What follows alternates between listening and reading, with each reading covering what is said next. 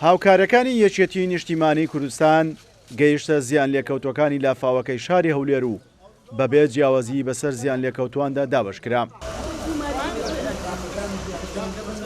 زیان لێکەوتوەکانی لافاوەکەی شاری هەولێرش دوای وەرگرتنی ئەو هاوکاریانە دەستخۆشییان لە یەکێتی نیشتیمانی کوردستان کرد و ئاماژەیان بەوە کرد هیچ شتێک لە ماڵیان دەرنەچووە، هەر بۆی هەر هاوکارێک بکرێن جێگای ڕێز و ستایشە.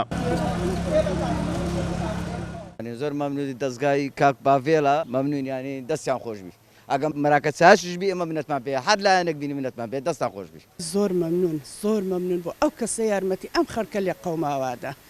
زۆر مەمنون، سپاس بۆ ئەو خوای کە یارمەتی ئەم عالەمە دووری نەرم کرۆ یارمەتی ئەم خەڵکە لێ قەوماوادا.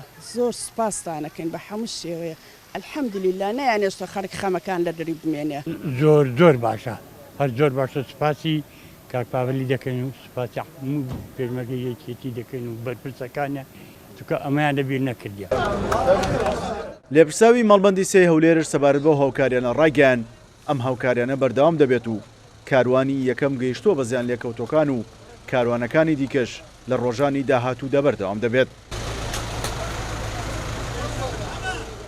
ئەمە بریتە لە 500 وەجبە لە بۆ 500 خێزان هاتووە کە بریتە لە بەتانی و سەلەی خۆراک و پێویستەکان. ئێستا ئەمڕۆ ئێمە تیمەکانی ئێمە کۆمیتەکانی ڕێخستنمان کادیرەکانمان لەگەر پێشمەرگەکان دەچەند ماڵ بە ماڵ دابەشی دەکەن بەسەر گەڕەشی ڕۆشنبیری، بەسەر دارەت و بەسەر قوشتەپە. هاوکاریکردن بۆ خەرچی لێ قەوماوی شاری هەولێر بە سێ بابەت بوو. یەکەمین ئەو دەستپێشخەری کاک باڤڵ جەلالتاڵەبانی کە دەستپێشخەری کردووە کاروانی یەکەمی ڕەوان کردیە.